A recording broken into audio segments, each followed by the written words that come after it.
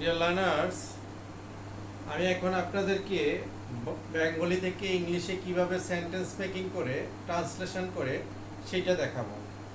তাই আপনারা সেন্টেন্স মুখস্থ করার দরকার নাই, নিজে নিজে সেন্টেন্স তৈরি করবেন। এতে করে খুব কঠিন কাজ না, শুধু একটা রুলস আপনারা মানবেন, তাহলে আপনারা সিম্পল যে সেন্টেন্সগুলি আছে সেগুলি আপনারা নিজেরা তৈরি করতে পারবেন। আমি এখানে একটা লিখছি যে সে সকাল 9টায় অফিসে যায়। এই যে সেন্টেন্স মেকিং এর মধ্যে প্রথমে নেবেন কি পারসন, সে মানে একটা পারসন, থার্ড পারসন সিঙ্গুলার। এরপরে সেকেন্ড নেবেন last part of the Bengali sentence, Bangla বাক্যের শেষের শব্দটা যায়। তারপরে এক এক করে উল্টো দিকে যাবেন। দেখেন আমি এখানে নাম্বারিং করে দিয়েছি, সে নিচে দিছি 1 আর যায়ের নিচে দিছি 2, উল্টো দিকে দিছি অফিসে 3, টায়ের নিচে দিছি 4, 9 এর নিচে দিছি কে 5 এন্ড সকালের নিচে দিছি 6। অর্থাৎ এখানে বলা হয়েছে যে সে সকাল 9টায় অফিসে যায়। এটাকে যদি আমরা ট্রান্সলেট করি তাইলে ইংলিশে মানে ইংলিশ করি, তাহলে বাংলাটা এইভাবে হবে, সে যায় অফিসে টাইম 9 সকাল। অর্থাৎ ইংলিশ এই জন্যই কঠিন হয়েছে। বাংলা সেন্টেন্সটা যেভাবে তৈরি করা হয় ইংলিশ সেন্টেন্সটা তার উল্টোভাবে তৈরি হয়, এই জন্য ইংলিশটা সবার কাছে কঠিন না হয়, কিন্তু ইংলিশ সবার কাছে সহজ হইত।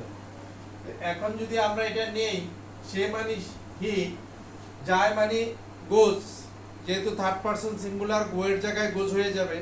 হি গোজ কোথায় যায়? অফিস।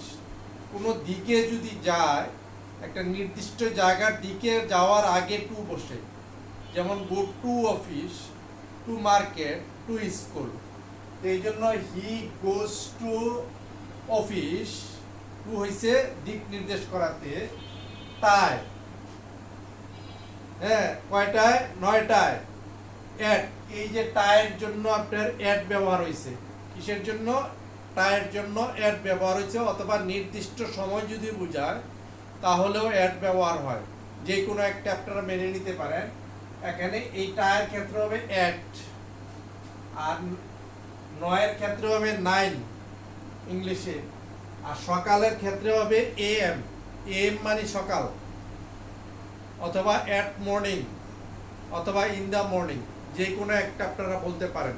তাহলে আমি সেন্টেন্সটা যদি মিলাইতে যাই, সে সকাল 9টা অফিসে যায়, he goes to office at 9 AM। কি হলো? He goes to office at 9 AM, সে সকাল 9টায় অফিসে যায়। এখন যদি বলা হয় যে সে সকাল 9টায় অফিসে গিয়েছিল, এখানে একটা বাক্য কিন্তু চেঞ্জ হয় নাই। সে সকাল 9টায় অফিসে গিয়েছিল, শুধু একটা ওয়ার্ড চেঞ্জ হয়েছে, গিয়েছিল। তাহলে দেখেন কত সহজ হয়ে গেছে, সবগুলি ঠিক আছে। গিয়েছিলটা কি হবে? গোয়ের জায়গা, গোজের জায়গা ওয়েন্ট হয়ে যাবে। পাস্ট ফর্ম হচ্ছে went. He went to office at 9 AM, at 9 AM। He went to office at 9 AM, সে সকাল 9টা অফিসে গিয়েছিল।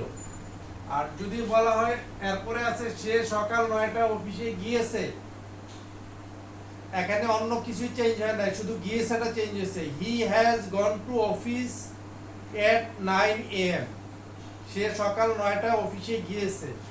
তারপরে দেখেন সে সকাল 9টায় অফিসে যাবে, he has gone to office at 9 AM। Sorry, যাবে, he will go to office at 9 AM, future. সে সকাল 9টায় অফিসে যাবে। তারপরে সে সকাল 9টায় অফিসে যেতে পারে, পারে ইংরেজি can. He can go to office at 9 AM, সে সকাল 9টায় অফিসে যেতে পারে।